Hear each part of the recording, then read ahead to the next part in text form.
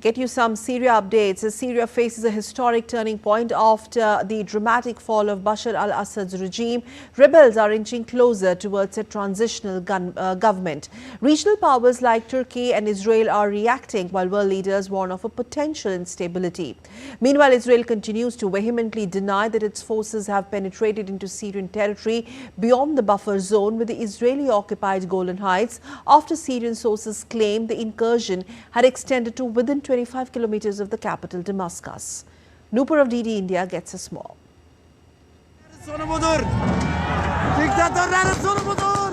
The Assad regime has fallen, but Syria remains gripped by anxiety as multiple powers vie for influence.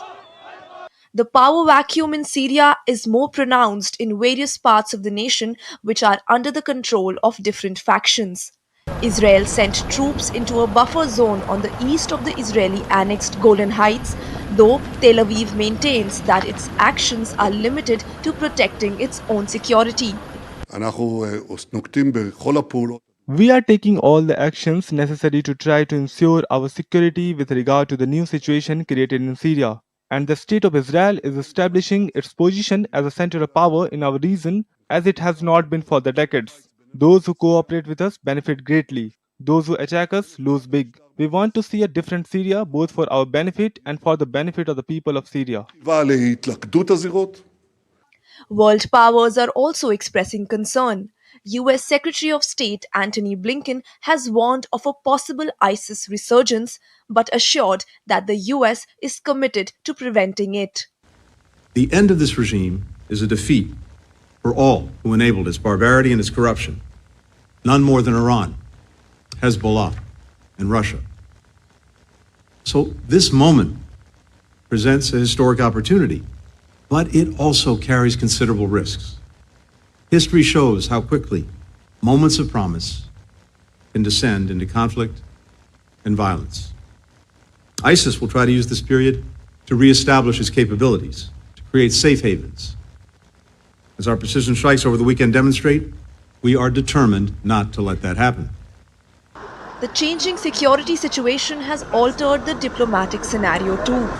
Even as Turkey has reopened border crossings to encourage Syrian refugees to return. Many European nations, including Germany and France, have temporarily frozen asylum applications.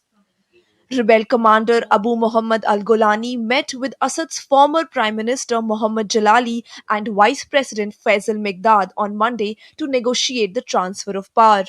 The United Nations Security Council held an emergency meeting late Monday where diplomats expressed shock at the rapid collapse of Assad's regime just 12 days after the rebel offensive began. Bashar al-Assad fled to Moscow on Sunday, marking the end of over 50 years of Assad family dominance. For Syrians, the sudden change at helm has rekindled hope of peace and prosperity after 13 years. The war has claimed lives of hundreds of thousands and displaced millions. As Syria navigates the uncertainties at this pivotal moment, the world is also following the developments with keen interest, knowing its future could reshape the region for decades to come. Bureau Report, DD India.